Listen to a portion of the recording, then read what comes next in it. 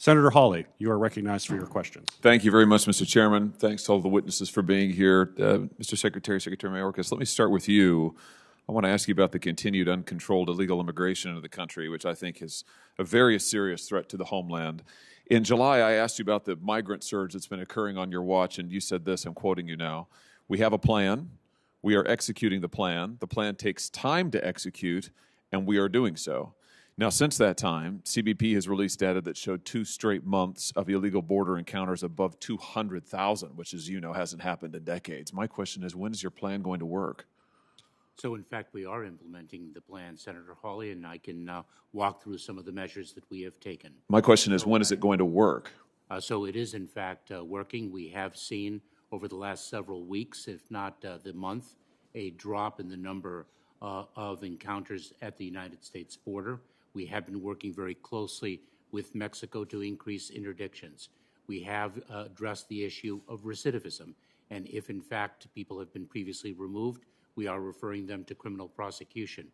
We have increased lateral flights across the border to facilitate the expulsion of individuals under Title 42. I don't mean to interrupt you, Mr. Secretary. It's our time is so limited. I just want to be sure that I understand. 200,000 border encounters over 2 straight months, a record in decades, for over decades. And you're telling me that this is success? Are you happy with what's happening at the border now? Is this success?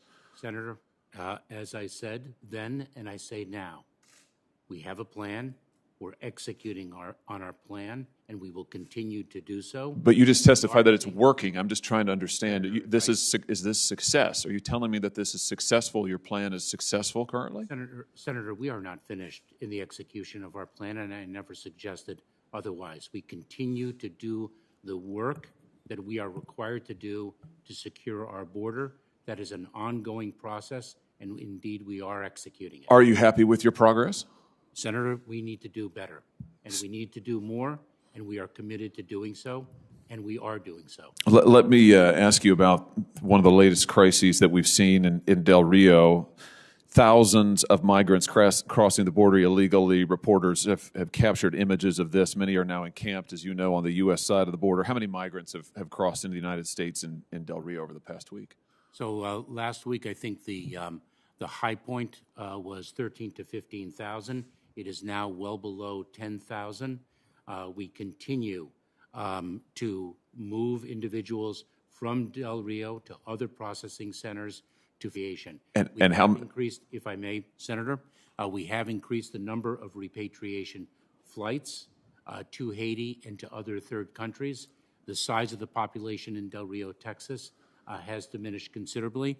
And let me say 2 very important things which I observed firsthand in Del Rio, Texas yesterday.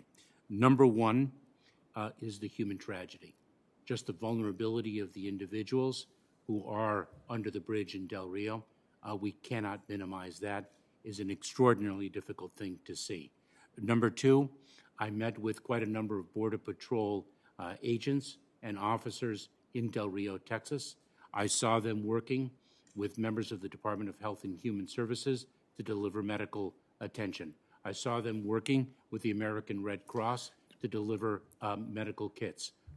How many are currently right, Mr. I'm sorry, Mr. Secretary, but we've got very limited time. How many are currently right now at the encampment? I'd have to check as to today's numbers. It is below 10,000 is the latest information I have. I just want to go back to your statement earlier to me that you have a plan and that it's working. Is 13,000 to 15,000 people crossing into the United States just last week? Is that working? So, Senator, if you take a look at the situation, the discrete situation in Del Rio, Texas, one will view it differently than other challenges along the southern border. That was a very rapid, if I may, Senator, that was a very rapid increase. Really unprecedented increase in the number of individuals, primarily Haitian nationals, crossing in one discrete part of the border. And what we did there is we developed a plan, and we were executing on that plan, and therefore— Mr. Secretary, this happened on your watch. Listen, here's the problem. Every time before you come before this committee, you always say, it's going to get better. Our plan is going to work at some future point. And you also usually say it's really not as bad as it looks. And then every time you leave, it gets worse and worse. This is a humanitarian crisis in Del Rio. You can spin it whichever way that you want. But you're quite right. We should not minimize the humanitarian conditions for which, frankly, you're responsible. You and your administration are responsible. Tens of thousands of people living in conditions that are startling, brought here because of your policies. Let me give you an example. The Washington Post reported on Sunday that one Haitian woman said that she and her family decided to travel from Chile, where she was residing, to Del Rio because they heard, and I quote, President Biden was letting people in. And of course, you've offered this temporary protected status to Haitians illegally residing in the United States starting in May. Then you halted deportation flights earlier this summer. Don't you think that you bear responsibility for this latest crisis? Senator, let me speak to a number of the things that you have said. Number one, temporary protected status was in fact extended to Haitian nationals resident in the United States before July 29th. Individuals who arrive after July 29th are not eligible for temporary protected status. That is a provision of the law that we execute based on the circumstances that are contemplated in the legislation. But Mr. Secretary, my time has almost expired. I just want an answer. Do you bear responsibility for the crisis in Del Rio? Second, Senator. All right, does that mean you're not going to answer me?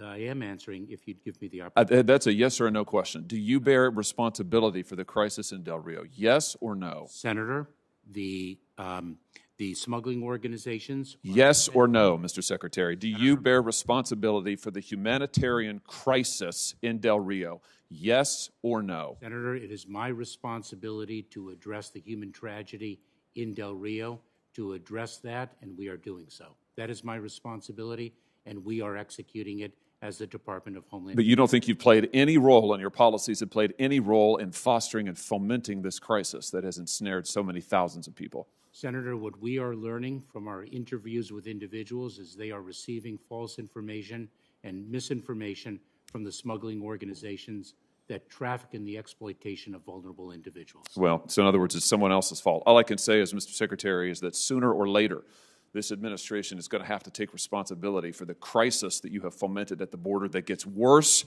day upon day.